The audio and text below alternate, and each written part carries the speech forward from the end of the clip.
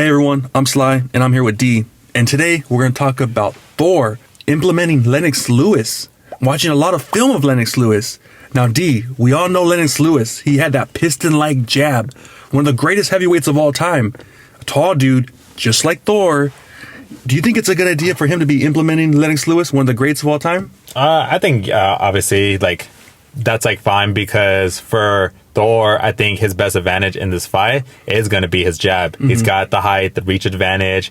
And so for me, just from my experience in the ring, I do like to look at some of these old greats, Tommy Hearns, Marvin Hagler, mm-hmm. Sugar Ray Leonard, the Durans, Floyd Mayweather, even the likes of Terrence Crawford, Canelo, just because I'm more of a southpaw. Mm-hmm. But I do like to look at all these greats and then just see what they kind of implemented, how they box, and then just take little pieces in it. And then when I go and spar, I like to implement that. And that's kind of what I got the vibe what Thor's doing. He's not trying to fight just like Lennox Lewis, but he's seeing how the greats, what they saw back in the day, and mm-hmm. building good habits. Yeah. And if you watch our channel, that's one thing we've been constantly saying, building good habits. With Thor, what I said was he leaves his left hand down, so that's why he's always getting shot when he fought that heavyweight. Mm-hmm. He just clocked him. He had his left hand down, mm-hmm. and then boom, the two was wide open. Mm-hmm. But since I've seen his sparring videos, he's been building good habits. He's had his hands up. He's moving around more, and he's using his jab. And that was one thing with going back to Eddie Hall. We've been saying over and over again is that he's building bad habits. He has his hands down, and then he just unloads on punches. And so Thor, all he has to do, he doesn't even need to implement the whole Lennox Lewis game plan. He just needs to take this if he just takes away just his jab and just implements that, dude, that would be just mm-hmm. a huge advantage right there. Because you gotta remember the heavyweights. Yeah, exactly. They're not welterweights. They're yeah, exactly. And one thing that Lennox Lewis did always, he would use that jab, but when he would fight the smaller opponent, what would he do? Use that 1-2 and then hold him. Go back and watch that fight when he fought Holyfield.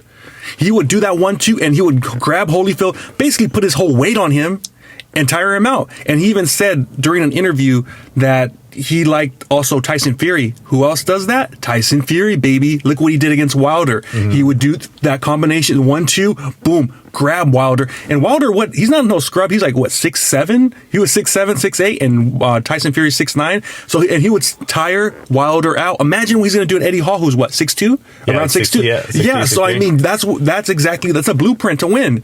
And I'm glad that he's saying that he's going to use these guys, because that's exactly what you're gonna have to do against the smaller opponent. Use that piston-like jab, and then the 1-2, and then just grab him, hold him, put your weight on him, get him tired. I know that's annoying as a fan, but that's how you win fights. That's how the Klitschko's did it for a whole decade, by doing that, tiring out their little opponents, and that's a wrap, baby. And even if he doesn't do the jab hold, you got to remember, Eddie Hall, he has his hands down, right? Yeah. So when you have your hands all the way down and he has the punch up, so if you guys look at Eddie Hall's videos, now he's punching more up because he's trying to picture Thor, his head. And so he's doing a little KSI wind up. Mm-hmm. And so even if he doesn't even do the jab hold, all he needs to do is just do a little jab and then just move out of the angles, because by the time try to picture this. Imagine having your hand all the way next to your hips, and then you got to bring it all the mm-hmm. way up to a guy who's freaking 6'8". Mm-hmm. You know how long that's gonna freaking take? With boxing, you need that quick jab. Mm-hmm. All you need to do is just jab, just super quick, move out of the angle, and then he'll slowly just start picking him apart. That's why we're talking about, not to sound like a broken record, but when you build these bad habits, when you don't have your hands up to where you're close to your face, and then you're doing a quick jab, I'm telling you, dudes, he's gonna get freaking tagged hard, mm-hmm. and he's gonna have a wake-up call. Once he gets hit with that first shot, he's gonna be like, oh shit, what did I sign up for? Mm-hmm. And me and you, I used to box when I was in my 20s, I'm in my 30s now. You're boxing right now, and you used to lift. You're like these guys, you used to lift, and then you transition to boxing, and then it took you a while, right? Yeah. It took you a while to finally get those good habits, and so I used to think, because I had more of a bodybuilding body, so I used to think when I was younger, boxing was like Rocky, Mm-hmm. You could just leave your hands wide open and then just get tagged in the head, and then somehow just with all the momentum to start unloading on the body. it was a wake-up call, because when I tried doing that, I just burned out within 30 seconds. Oh, yeah. And so I had to lose all the muscle. I had to just focus on speed, and then also on defense, head movement. And so I literally had to like completely change my freaking habits. And I only see right now, I've only seen one guy do that. And one guy is not doing that. And that's why the whole favorite, Thor, because he's building those good habits. Yeah. So, I mean, I don't know, guys. It should be a great fight. We're 1 week away, 6 days away. Man, I can't wait.